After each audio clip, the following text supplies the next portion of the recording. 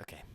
I love the 2025 season. It is hands down one of the best years for Formula One, period. I mean, at least ones that I've had the privilege of watching.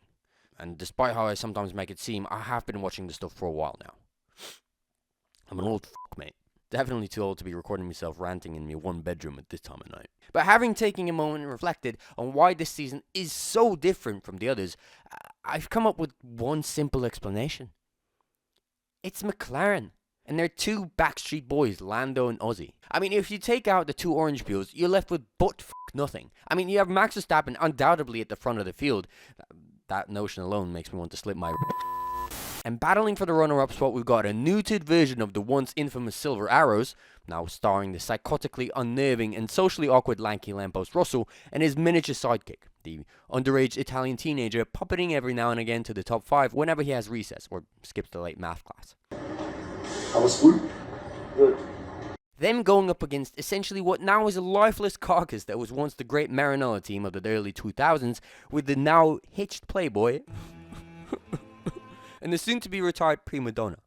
Now, while we all agree that their combined fashion sense is undoubtedly amazing, only rivaling that of Kanye's 5 years ago, now I want to go on record that I'm referring to him before he went completely insane and went all genocidal on us. My conscience is clear here. Their performance certainly leaves much to be desired, and Ferrari certainly agree, but more on that on a later date. But what I essentially mean is that without Zach's two little bellboys coming to rescue the sport, we'd be looking at a whole lot of fucking nothing right now. Partly because there would be no video to watch, as I would have thrown myself off a roof if I had to bear another season of historic use of motorsport, but largely also because there just wouldn't be a sniff of competition on the grid today. We'd all be collectively watching the quote-unquote midfield battle, chugging down popcorn and secretly hoping one of those kernels misses the esophagus and gets lodged straight in my windpipe. But I digress. What I want to do today is to stop and smell the roses. Take a moment and appreciate the outright juicy rivalry that we can bear witness to today, and try to understand how we got to this 21st century standoff that formed this absolute beauty of a season. But before we do that, a word from our first ever sponsor. Thanks to them, I'll be able to have a breakfast for the next 3 days, and I might not even need to go through my neighbor's garbage for it. What the fuck?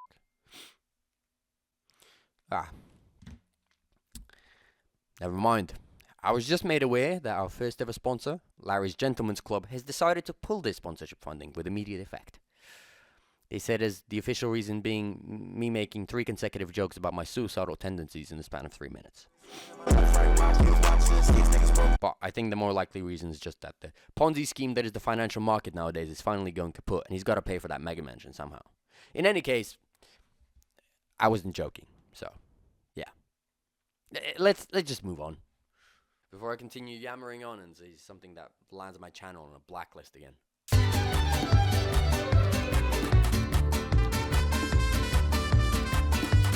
So I've written down a couple points now, so bear with me for a second.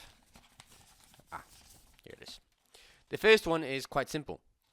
I think it was crucial that the ultimate head-to-head of the season was between two mates. And not just friends, I mean teammates. What that essentially does is makes it extremely even Stevens across the two. I mean, when you look at the previous years, we witnessed the Verstappen versus Norris last year, right? It was nice, of course. But what happens is, one of the cars just becomes much more dominant than its counterpart for some races. And it gets a bit predictable. Until Zachary the Great seemingly pulls a deal with the devil and somehow places the McLaren clearly ahead of the rest of the field. And then Lando wins a bunch of times, and that's nice, no, but it becomes very predictable and outright fucking boring, to be honest. It becomes a matter of whether the McLaren will manage to continue its stroke of dominance long enough to undo the quote-unquote hard work of the Dutch sloth. And the short answer is, no, it won't. Not with a fucking performance of the year type shit Maxi pulled in Brazil, the wet king of the South Americas. Jesus. He really likes that track, eh? Brazil is in South America, right? And then if you look back, we had Max against, Max. Really can't count Perez as a teammate rival, I'm sorry. You might as well be racing a disabled Stroll at that point. Oh, yeah. Anyone can. You can drive F1, I guess you can. But from there on, I mean, Lewis versus Bottas, again, not really a valid rivalry either. I actually can't find any good examples right now. that would prove my point. I mean, the last one I can remember. Ah, yeah, of course. There was Lewis and Rosberg. Of course. That was a proper fucking nice one, wasn't it? There you go. Faultless logic. I'm so fucking smart. Sometimes I'm a genius. It's almost frightening. And let's just ignore the 2021 title fight. It just doesn't really fit my theory. I'm sorry. Second reason, kind of related to the first. In fact, it's just an add-on to make my first point more reasonable. But I will still make it separate. Otherwise, we don't get to 3 points. And 3 just sounds better than 2, doesn't it? The championship fluctuates. And it fluctuated a lot. Considering what I just said. What did I just say? Huh? Let's check if you've been listening.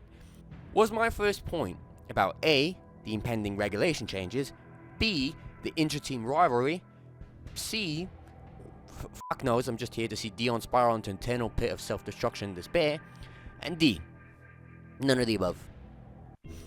Well, what the fuck was my first point? Of course, yeah, it's A. No, wait, it's B. B. Congratulations to whoever won. You get a prize. You get to keep watching. So considering that the rivalry is between two lads driving the same car, I mean, as far as I'm concerned, over the span of 20 or so tracks, they should have already figured out which one of them is better at turning the steering wheel left and right at the appropriate times. It's not fucking rocket science, is it? I mean, anyone could do it. No, never mind. But despite this, and the fact that they are in the same car, so same conditions essentially, it is up and down all the fucking time. And at one point, Lando was the clear favorite coming in, you know. Then he had a bit of a mid-career crisis and was watching reels until 3 in the morning, so without his beauty sleep, underperformed, of course. Then he watched some motivational self-help TikToks and regained some confidence. Then Piastri realized he's actually the better driver and just started winning every fucking race there was for a bit. And then he just didn't anymore? Question mark. So, yeah, my point is, it's up and down. It fluctuates a lot. I don't know what the fuck I'm saying anymore. What the fuck am I even doing here? And lastly, the moment you've all been waiting for. Are you ready for this one? The final reason why this year's season is an absolute stellar is that it's taking a while. Yeah, that's that. See you in a bit, yeah? Bye! Alright, fine, there's a bit more to it. I mean, yes, it's a teammate rivalry. Yes, it's been fluctuating and changing around for no apparent reason. I mean, I even watched Piastri's latest podcast and nada. I have no idea why his ability to go zoom zoom around a racetrack fast just suddenly completely disappeared. Honestly, not recommended. The questions he was asked, they were asked. They literally discussed the weather more than the impending fucking title fight we are all watching profusely. It was fucking terrible. But what's important is that this was not a runaway title. I mean, I'm sorry, I like the sport, but the past many seasons, the driver's title was decided in the first few races. While here, I mean, it was decided that 2 drivers would win as soon as we landed in Melbourne. But at least it's 2 of them, and so it's a big deal. I don't want to watch racing with no consequence to them at all. I would then rather watch F2 then. There's way more action there anyways. Or F1 Academy. Same thing, but with young damsels. Come on. You can't even compare the two. It is absolutely essential and that the title still needs to be fought for until the very end. You know, otherwise, it just kind of feels like a waste of time. I mean, every fucking sport does this. Imagine ice hockey or the NBA just having a decided champion midway through the fucking season. It's nuts. And yet, we had to experience this year in and year out in Formula 1. It makes no fucking sense. And that's what makes the 2021 season so good. There you go. Yes. My initial point did make sense. Here we come full circle. Jesus. So here we are. This season really is an absolute masterpiece. And sometimes I don't give it enough credit. But it's true. It's fucking brilliant. And it's brilliant because these 2 lads are battling it out. They are on the same team, you know, essentially facing the same set of conditions, making it a pure driver versus driver scenario. And while these 2 are in the same car, they are still very similar in many ways. And so the results fluctuate from race to race with someone having the upper hand in some races and then the other one does in others.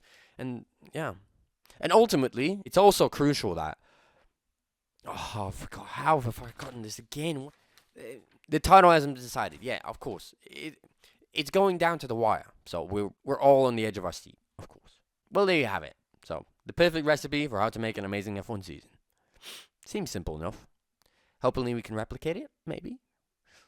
Otherwise, it is an extremely sad day when I get my bill from Sky Sports. But I'm going to pay it regardless, but maybe this way I feel a little better about being absolutely mugged by it. Maybe. Probably not. Cool. Toodaloo. I really don't think anyone learned anything from this video. I mean, I literally gave you 1 point, then realized my point was shit. So I had to supplement it with the fluctuations argument to solidify it. And then, but then there was still the hole in the plot because of the 2021 season. So I had to come up with another argument. Jesus. What a disgrace. What in the hell am I even doing here?